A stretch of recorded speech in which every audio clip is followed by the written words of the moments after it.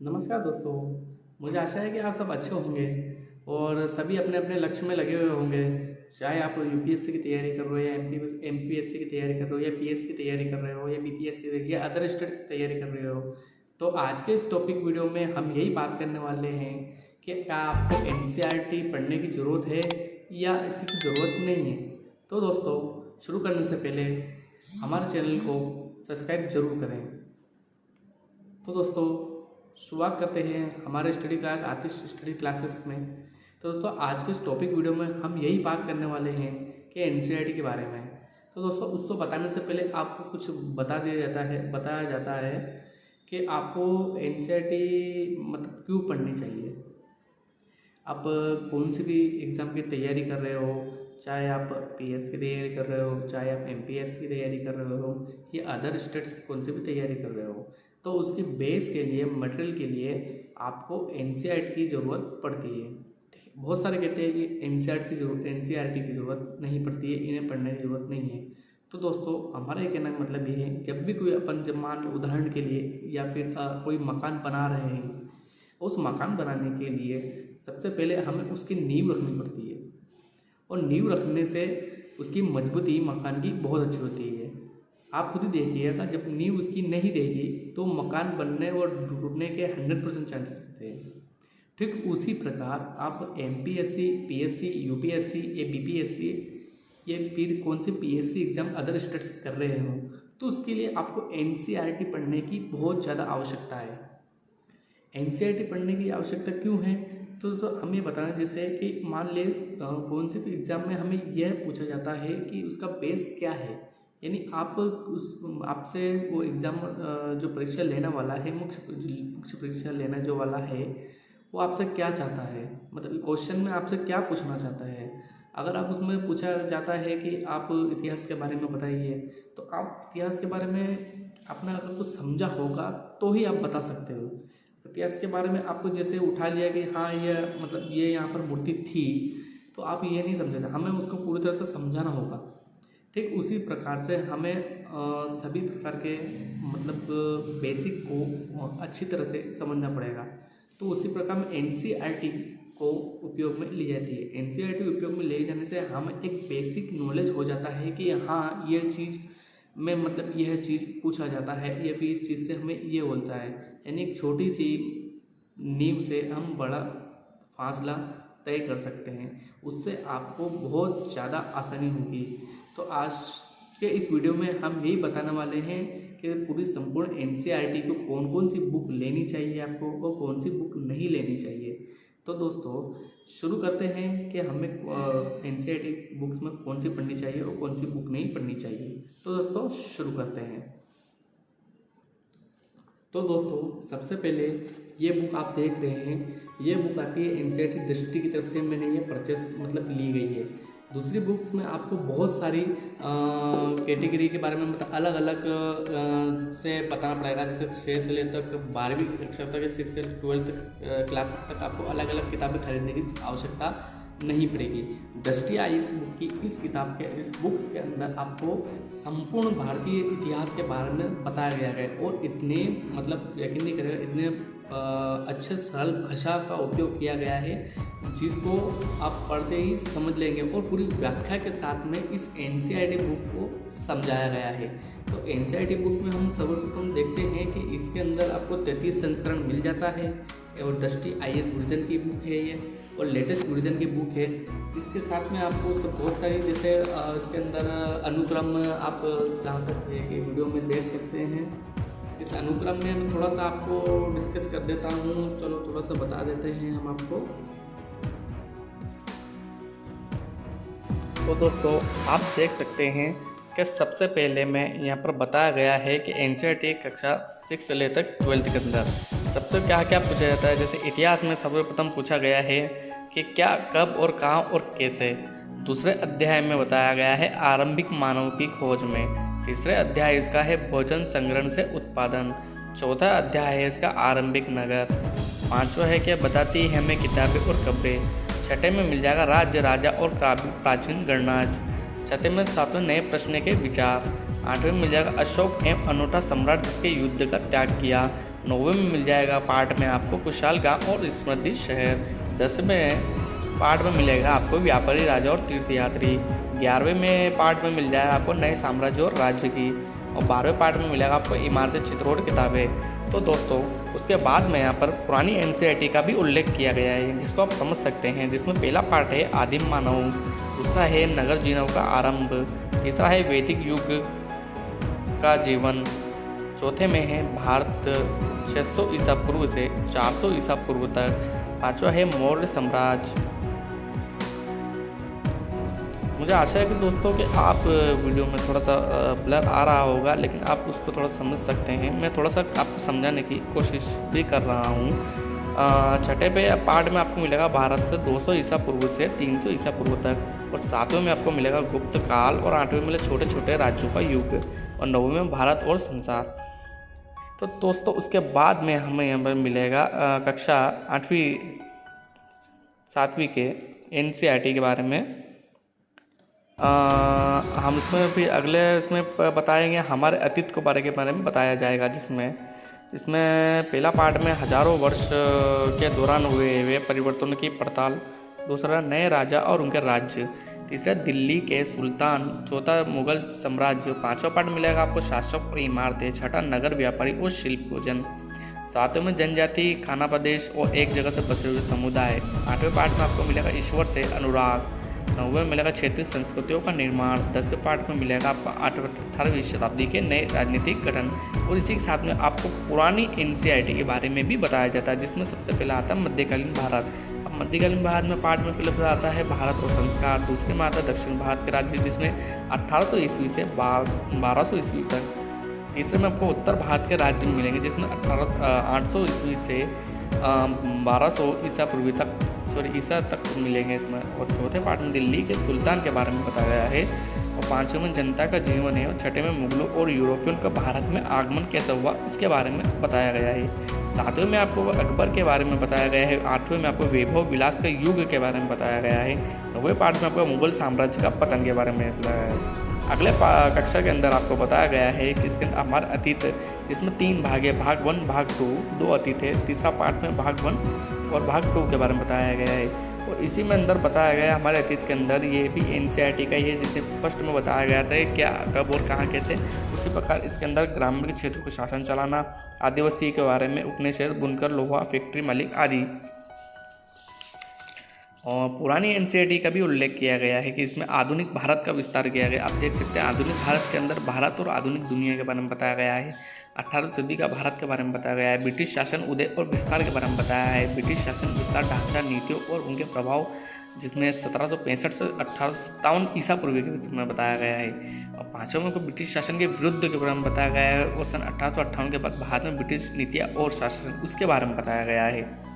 तो आप देख सकते हैं वीडियो में कहाँ से कहाँ तक बताया गया है, और पुरानी एनसीईआरटी का भी बहुत अच्छे तरीके से इसमें उल्लेख किया गया है, जिसमें आपको बुद्धकालीन से लेकर जैन बुद्ध का धर्म स्थापना वगैरह, गुप्त साम्राज्य, उद्यम विकास, गुप्त काल का जीवन, पूर्वी भारत में सभ्यता, प्राचीन मध्यकालीन की ओर, इसके बारे में सब बताया गया है। इसी तरह मध्यकालीन भारत में आप देख सकते हैं सतीश चंद्रा जो काफ़ी फेमस के बारे में पढ़ा जाता है, काफ़ी इनके बारे में यका सतीश चंद्रा बुक नहीं पढ़ी तो आपने कुछ नहीं पढ़ा, तो उसी प्रकार आपको एनसीईआरटी में भी एक तरह से बेस दिया जाता है जिसके अंदर आप समझ सकते हैं, जिसमें पहला आता है भारत और बाहरी दुनिया के बारे में बताया गया था। उत्तर भारत में 3 साम्राज्य काल 18वीं की सदी तक बताया गया है, चोल साम्राज्य के बारे में बताया, आर्थिक और सामाजिक जीवन, शिक्षा के धार्मिक विकास में 800 से 1200 ईस्वी तक बताया गया है। तो हम देख सकते हैं कि इसकी एनसीईआरटी में बहुत ही बड़े तरीके से इसका उल्लेख किया गया है। तो थोड़ा सा और आगे चलते हैं तो हम इसमें पुरानी एनसीईआरटी के बारे में भी समझ सकते हैं। उसके बाद में आता है भारतीय इतिहास के कुछ विषय, तो जिसमें इसमें आप देख सकते हैं कि भारत के इतिहास में कुछ विषय में यात्रियों के नजरिए के भक्ति, सूफी परंपरा है, एक साम्राज्य की राजधानी विजयनगर, किसान, उम्मीदवार, तो इसमें बहुत सारी किताबों का उल्लेख किया गया है। तो जैसे इसमें क्वेश्चन आपको कुछ बता देता हूँ, इसके अंदर क्वेश्चन भी कुछ बहुत अच्छे प्रकार से समझाए गए हैं। जैसे इसकी व्याख्या के साथ में जैसे कब और क्या, जैसे पहले चैप्टर हमारा अतीत है तो उसके अंदर बताया गया है, जैसे क्वेश्चन में बोला गया है कि गेहूँ और जौ की फसलों के संदर्भ में निम्नलिखित कथनों पर विचार कीजिए। तो उसी तरह से जब आपको छोटे छोटे क्वेश्चन से एक बड़े मतलब अच्छे तरह बेसिक रूप से आप समझ सकते हैं कि क्वेश्चन को किस प्रकार से पूछा जाता है। तो दोस्तों इसके अंदर जैसे कि जिसमें बताया जाता है, जिसमें यूपीएससी, एमपीएससी, बीएससी में अधिकतर इस प्रकार के क्वेश्चंस को पूछा जाता है, जिसमें इसमें एनसीईआरटी में 10वीं की एनसीईआरटी आई, उसके अंदर आपको बहुत ही बढ़िया तरीके से उल्लेख किया गया है और बहुत ही सरल भाषा में उपयोग किया गया है। जैसे इसमें बताया गया है कि गेहूँ और जौ की फसलों के निम्नलिखित कथनों पर विचार कीजिए। अब इसमें बताया गया पहला मनुष्य द्वारा सर्वप्रथम इन्हीं फसलों को उपजाने की शुरुआत की गई, इन्हीं फसलों के क्षेत्र को हिमालय विंध्य सिंधु पड़ती। अब इसमें से उपयोग में उसी प्रकार से इसकी व्याख्या भी की गई है। बहुत ही सरल भाषा में आप देख सकते हैं, बहुत ही अच्छी व्याख्या की गई है इसकी, और जिसको आपको समझने में काफ़ी परेशानी का सामना करना पड़ता है। दूसरे एनटीआरटी बहुत सी एनसीईआरटी बुक्स आती है, लेकिन उसमें आपको 12-12, 13-13 सेट से दिए जाते हैं पढ़ने के लिए, जिससे आपको मनोबल भी टूट जाता है। लेकिन इस एनसीईआरटी बुक के अंदर आपको उसके अंदर बहुत ही तरीके से सरल व्याख्या के साथ में समझाया गया है, जिसको आपको क्वेश्चन वाइज भी आप समझ सकते हैं, ऑब्जेक्टिव वाइज भी आप इसको समझ सकते हैं। तो दोस्तों ये थी हमारी एनसीईआरटी बुक, इसमें बहुत अच्छे तरीके से इसमें उल्लेख किए गए हैं और आपको काफ़ी, जैसा मैं बताया गया था, एक नींव होती है, एक नींव को अच्छी तरह से समझ लिया जाएगा तो आपको आगे परेशानी नहीं आएगी। उसी तरह से आपको एनसीईआरटी अच्छी तरह से पढ़ ली जाएगी तो आपको कोई परेशानी नहीं आएगी। तो दोस्तों ये पूरी एनसीईआरटी आप देख सकते हैं, बहुत ही अच्छे तरीके से मतलब बनाई गई है, बहुत ही अच्छे डिज़ाइन की गई है और उसके पेज भी बिल्कुल अच्छे हैं, मतलब ना फटे हैं ना कटे हैं। ये बहुत बढ़िया है, आप देख सकते हैं, ये बहुत ही अच्छी एनसीईआरटी बुक है। ये आप इसकी अधिकृत वेबसाइट पर जाकर भी इसको परचेस कर सकते हैं। इसका 3रा संस्करण है, बहुत अच्छी ये बुक है और आप ये देख सकते हैं। तो दोस्तों नेक्स्ट बुक के आप चलते हैं यहाँ पर भारत का विश्व भूगोल। तो दोस्तों आप देख सकते हैं कि दूसरी बुक जो है वो एनसीईआरटी की तरफ से आई, 10वीं की तरफ से है, 10वीं आई विजन की तरफ से है, भारत एवं विश्व का भूगोल 3 संस्करण के विषय में। ये भी बहुत ही बढ़िया बुक्स है, आप यकीन नहीं करोगे, इसे पढ़ने में आपको बहुत मज़ा आएगा। इस बुक को खोल के देखते हैं हम तो सबसे पहले इसमें बताया गया था है कि भारत है, भारत के विश्व भूगोल, इसके पेज को डिज़ाइन बहुत ही बढ़िया तरीके से किया गया है। आप इसके अंदर भी देख सकते हैं कि बहुत अच्छे अच्छे पेजेस है और इसके साथ में ही इसका भी बहुत बढ़िया तरीके से आकलन किया गया है और इसको भी बहुत ही अपने व्याख्या के साथ में इसको संक्षिप्त में वर्णन किया गया है। तो आप देख सकते हैं कि सबसे पहले इसमें क्या में बताया गया है, इसमें भी बताया गया है। मुझे आशा है कि दोस्तों आपको थोड़ा सा ब्लर इसमें आ रहा होगा, मैं कोशिश कर रहा हूँ जहाँ तक इसको, क्योंकि एक हाथ में मेरे मोबाइल है और एक हाथ में बुक्स है, तो आपको बताने की पूरी कोशिश कर रहा हूँ मैं। अब इसमें तक क्लास 6 के अंदर हम देख सकते हैं, इसमें आता है सामाजिक विज्ञान में पृथ्वी हमारा आवाज़। दोस्तों इसके अंदर हमें, तो दोस्तों आप देख सकते हैं थोड़ा सा अब तो उसको सही करा गया, सामाजिक विज्ञान एवं पृथ्वी हमारा आवाज़। तो सौर मंडल में पृथ्वी की गतियाँ, पृथ्वी के प्रमुख परिमंडल, हमारा देश भारत, ग्लोबल आकांक्षक अक्षांश और देशांतर मानचित्र, पृथ्वी के प्रमुख स्थल, भारत, जलवायु, वनस्पति एवं अन्य प्राणी। उसके साथ में इसकी पुरानी एनसीईआरटी का भी उल्लेख किया गया है, जिसमें अफ्रीका, ऑस्ट्रेलिया, दक्षिण अमेरिका या अंटार्कटिका देश के उनके निवास के उनके भाग 1 हैं। उसी प्रकार हम अगली कक्षा के अंदर देख सकते हैं सामाजिक विज्ञान और हमारा पर्यावरण। तो इसमें पर्यावरण के बारे में बहुत सारी अच्छी बातें बताई गई है और बहुत ही बढ़िया में इसका उल्लेख और व्याख्या की गई है। इसी के साथ में इसके पुरानी एनसीईआरटी को भी दर्शाया गया है। उसके साथ में हम इसके अगला और देखते हैं संसाधन और विकास आता है और पुरानी एनसीईआरटी भी इसके साथ में दर्शाई गई है। उसके बाद में इसमें सामाजिक विज्ञान संकलित भारत में आता है, भारत के भौतिक पर्यावरण के बारे में बताया गया है, जिससे आकार, स्थिति, भारत की भौतिक स्वरूप, भारत का अपवाह एवं तंत्र। उसी के बाद में प्राकृतिक वनस्पति वन्य प्राणी, उसी प्रकार सामाजिक विज्ञान संकलित भारत। तो ये मतलब बुक इसके अंदर भी आपको बहुत ही अच्छे तरीके से पता है। इसमें भी क्वेश्चन कर दिया गया है, जैसे हम मान के चले गए, यहाँ पर बता रखा है, आप देख सकते हैं। सौरमंडल में पृथ्वी, सूर्य में से कौन से निम्नलिखित में कौन सा खगोलीय पिंड है, सूर्य, चंद्रमा, पृथ्वी, उल्का पिंड। उसी के साथ में इसकी व्याख्या भी बहुत ही अच्छी तरह से बताई गई है, जैसे कि सूर्य, चंद्रमा, पृथ्वी, उल्का का पिंड, ये सभी वस्तु जो रात के समय आसमान चमकती है खगोलीय पिंड कहलाती है।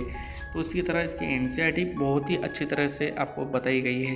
तो आपको तैयारी करने में काफ़ी दिक्कतों का सामना नहीं करना पड़ेगा अगर आपको एनसीईआरटी अच्छी तरह से पढ़ ली गई है। तो आप सभी बताएंगे कि एनसीईआरटी जिसने अच्छी तरह से पढ़ ली तो वो आपकी नींव बहुत ही अच्छी तरह से, आगे की तैयारी में नींव बहुत ही अच्छी तरह से परफेक्ट कर देगा। तो देख सकते हैं कि ये भी बहुत ही अच्छी तरीके से इसकी व्याख्या के साथ में इसको उल्लेख किया गया है। तो आपको भी इसी के अंदर आपको अलग से कोई परचेस करने की ज़रूरत नहीं पड़ेगी। आपको भी ये है भारत एवं विश्व एवं का भूगोल, ये भी एनसीईआरटी है, ये भी दृष्टि द विजन IAS के तरफ से प्रोवाइड की गई बुक्स है। ये बहुत ही अच्छी बुक्स है और उसको पढ़ने में काफ़ी मज़ा आता है। आपको भी इसके अंदर अलग से परचेस करने की कोई ज़रूरत नहीं पड़ेगी। तो हम नेक्स्ट बुक्स की तरफ तैयार करते हैं। तो नेक्स्ट बुक आती है हमारा भारतीय राजव्यवस्था एवं अर्थव्यवस्था। ये भी दृष्टि द विजन IAS की तरफ से मिलती है। तो ये भी एनसीईआरटी की बुक है, बहुत बढ़िया बुक है। इसमें भी आपको सारे उल्लेख किया गया है। इसमें भी आपको, ये भी बहुत शानदार बुक है। इसके अंदर आपको भारतीय राज्य के बारे राज्य व्यवस्था और अर्थशास्त्र के बारे में बताएगा, जिसमें सामाजिक और राजनीतिक जीवन के बारे में बताएगा, लोकतांत्रिक राजनीति के बारे में बताएगा, लोक राजनीति के बारे में बताएगा, अर्थशास्त्र के बारे में, आर्थिक समझ की विकास की समझ के बारे में बताएगा, स्वतंत्र भारत में राजनीति क्या है क्या नहीं। इसके अंदर भी बहुत ही अच्छी तरह व्याख्या के साथ में प्रश्न का उल्लेख किया गया है। तो आप देख सकते हैं कि बहुत ही अच्छी ये बुक से एनसीईआरटी पढ़ने वालों के लिए। के अंदर भी बहुत ही अच्छे तरीके से पेज को डिजाइन किया गया है, बहुत ही अच्छी तरह समझाया गया है। इस बुक में आपको भी कोई प्रकार की दिक्कत नहीं होगी। उस बुक को भी अलग से दूसरे कोई बुक्स को अलग से परचेस करने की कोई ज़रूरत नहीं पड़ेगी, क्योंकि यह जिसमें एनसीईआरटी की ये बुक कुल 4 सेट आते हैं, जिसमें से भारतीय राज्यव्यवस्था अर्थव्यवस्था है। तो दोस्तों अगली नेक्स्ट बुक की तरफ चलते हैं हम। अगली नेक्स्ट बुक एनसीईआरटी की, ये भी दृष्टि द विजन की तरफ से प्रोवाइड की जाती है बुक है। ये भी बहुत अच्छी एनसीईआरटी सामान्य विज्ञान है। इस सामान्य विज्ञान के अंदर आपको भी वो सारे समस्त व्याख्या के साथ में समझाया गया है, जिसमें आप बहुत ही अच्छे तरीके से इसको समझ पाएंगे। इसके में हमें भोजन कहाँ से क्या मिलता है, पादप पत्रों पोषण, उसमें पौधों की जनिया, शरीर के तंत्र वगैरह, जो भी आपने पहले थोड़ा बहुत अपने विज्ञान के बारे में पढ़ा ही होगा। तो उसी विषय के बारे में इसको बहुत अच्छी तरह से इसका भी उल्लेख और व्याख्या की गई है। तो इसके साथ में आप एक तरह से अगर आपने एनसीईआरटी को अच्छी तरह से पढ़ ली तो आप मतलब मान के चलिए कि आपका सिलेक्शन लगभग बराबर होता है। थोड़ी मेहनत करने की जरूरत पड़ती है, लेकिन मेहनत करने से पहले आपको एनसीईआरटी पढ़ने की बहुत ज़रूरत पड़ेगी। जब तक आपने एनसीईआरटी नहीं पढ़ी ना, तो उसके बाद में आपको बहुत दिक्कतों का सामना करना पड़ सकता है। तो आपको कुछ समझ में नहीं आएगा कि आप MPSC, BPSC और अपने अदर स्टेट्स की जो भी PSC एग्ज़ाम है वगैरह जो है, UPSC, MPSC या अदर स्टेट्स, तो आपको उसके अंदर अगर एनसीईआरटी नहीं पढ़ी तो आपको काफ़ी दिक्कतों का सामना करना पड़ सकता है। तो एनसीईआरटी एक तरह से मूल सिद्धांत, एक बेस है जिसको आप पढ़ा जा सकता है। दूसरी बुक्स आप बड़ी अगर डायरेक्ट लेके आ जाओगे तो आपको उसका कोई मतलब नहीं, उचित नहीं है। तो डायरेक्ट आप एक काम करिएगा, दृष्टि द विजन की वेबसाइट पर जाके आप इन बुक्स को परचेस कर सकते हैं। मैं आपको एक बार और बता देता हूँ। सबसे पहले ये एनसीईआरटी की फर्स्ट बुक है, इसका नाम है सामान्य विज्ञान। ये भी 33 संस्करण के साथ में उपलब्ध होती है। इसमें कक्षा 6 से 12वीं तक की एनसीईआरटी का अध्यायवार प्रश्नों का व्याख्या सहित हल इसमें किया गया है। दूसरा आपको फिर बता देते हैं कि एनसीईआरटी की ये है भारतीय राज्य व्यवस्था अर्थव्यवस्था। ये भी दृष्टि की विजन ऐप पर आपको मिल जाएगा। तीसरा इसके अंदर बुक्स आपको बताई गई थी आपकी भारत एवं विश्व का भूगोल, ये भी दृष्टि IAS की भी ऐप पर आपको मिल जाएगा। चौथा है आपको एनसीईआरटी भारतीय का इतिहास, तो ये भी आपको दृष्टि IAS की ऐप पर आपको मिल जाएगा और आप इसको अमेजन, फ्लिपकार्ट और अन्य ऐप के माध्यम से इसको परचेस कर सकते हैं। सभी पे ये चीज़ अवेलेबल है। तो दोस्तों हमें आपको बताया है कि किस तरह से आप एनसीईआरटी को पढ़ सकते हैं, समझ सकते हैं और इसके अंदर क्या क्या व्याख्या की गई है पूरे उदाहरण के सहित में। तो ये बहुत ही आपके लिए ज़रूरत और महत्वपूर्ण होगी अगर आप BSc कोई PSC एग्ज़ाम कर रहे हो, या UPSC या MPSC या अदर स्टेट्स को भी PSC एग्ज़ाम तैयारी कर रहे हो, तो उसके लिए आपको एनसीईआरटी पढ़ने की बहुत ज़रूरत की आवश्यकता है। आपको अलग से कोई भी परचेस करने की आवश्यकता नहीं है, आपको सिर्फ ये बुक्स परचेस करने की आवश्यकता है और उसको पढ़ने से आपका बेसिक पूरी तरह से नॉलेज बहुत बढ़िया तरह समझ में आ जाएगा, जिससे आपको बड़ी मुख्य परीक्षा में आपको बड़ी बड़ी बुक्स पढ़ने की, ये भी कोई से भी रामचंद्र सतीश शर्मा इतिहास के बारे में कोई बुक्स, तो आपको लक्ष्मीकांत, तो उनसे पढ़ने से पहले आपको ये एनसीईआरटी पढ़ ली गई तो आपको बहुत बढ़िया उसके अंदर आपको समझ में आ जाएगा। तो ये मेन आपको पढ़ लीजिएगा तो बहुत अच्छी आपको फ़ायदा मिलेगा। तो दोस्तों आपको अच्छी तरह से समझ में आ गया होगा कि एनसीईआरटी बुक हमें क्यों पढ़नी चाहिए और हमें क्यों नहीं पढ़नी चाहिए। नहीं तो कोई प्रश्न का सवाल उठता ही नहीं है दोस्तों, क्योंकि एनसीईआरटी पढ़ना बहुत ही ज़रूरी होता है। अगर आप कोई यूपीएससी एग्ज़ाम की तैयारी कर रहे हो या यूपीएससी एग्ज़ाम कर रहे हो, एमपीएससी या अदर स्टेट्स की तैयारी कर रहे हो, तो आपको एनसीईआरटी पढ़ने की बहुत ही अच्छी आवश्यकता है। अगर डायरेक्ट आप तो उसकी लेके आ जाते हो, प्रैक्टिस कर लेते हो बड़ी मुख्य परीक्षा के लिए, तो आपको उसमें कुछ समझ में नहीं आ पाएगा। लेकिन एनसीईआरटी के माध्यम से आपको बहुत अच्छी तरह से समझ में आ जाएगा। और दृष्टि आईएएस की आप यकीन नहीं करेंगे, बहुत अच्छी बुक्स है, मैंने पढ़ी है इन बुक्स को, और आपको आसानी से समझ में आ जाएगा।